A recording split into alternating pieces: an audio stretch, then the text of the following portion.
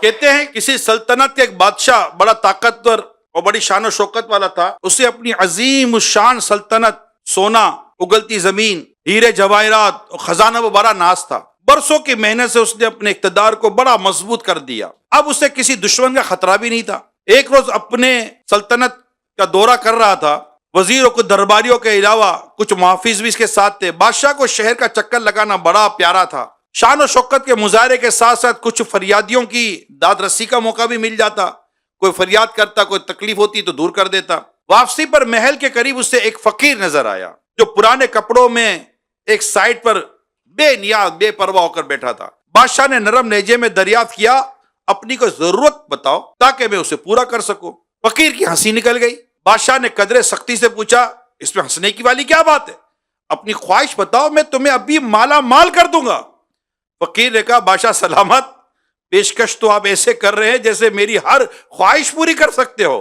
اب بادشاہ کو اور وہ جذباتی ہونے لگا، کہنے لگا، بے شک میں تمہاری ہر بات پوری کر سکتا ہوں. فقیر نے اپنی جولی سے ایک بھیک مانگنے والا کشکول نکالا، نہیں وہ کالے جیسا ہوتا، اور کہا، اگر آپ کو اپنی دولت پر اتنا ہی ناز ہے تو اس پیالے کو بھر دیجئے. بادشاہ نے حیرت سے کشکول کو دیکھا. وہ کالے رنگ کا عام سا لکڑی کا خالی پیالہ تھا. اس نے اشارے سے ایک وزیر کو قریب بلایا اور بڑے ہی کر و فر کے ساتھ حکم دیا، اس پیالے کو سونے کے شیفے سے بھر دو. یہ فقیر بھی یاد کرے گا کہ کس سخی بادشاہ سے پالا پڑا تھا. وزیر نے حکم کی تعمیل میں کمر سے بندھی ہوئی اشرفی کی تھیلی کھولی اور پیالے میں خالی کر دی. کھن کھناتے سکے پیالے میں گرے اور فوراً غائب ہو گئے.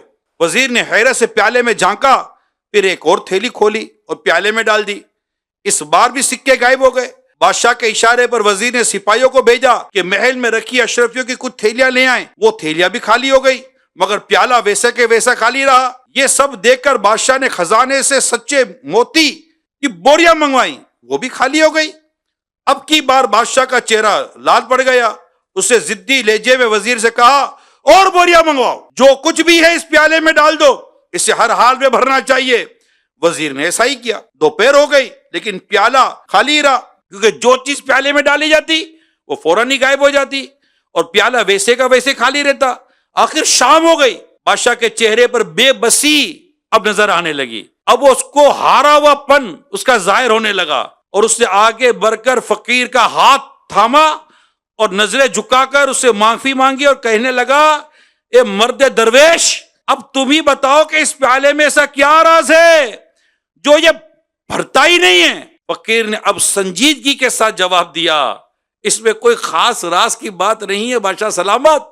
دراصل یہ پیالہ انسانی خواہشات سے بنا ہوا ہے.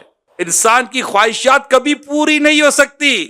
جتنا چاہو ڈال دو، خواہشات اور تمناؤں کا پیالہ ہمیشہ خالی رہتا ہے، ہمیشہ مزید طلب میں ہی کھلا رہتا ہے. حل میں مزید، حل میں مزید، حل میں مزید، اور دو اور دو اور دو.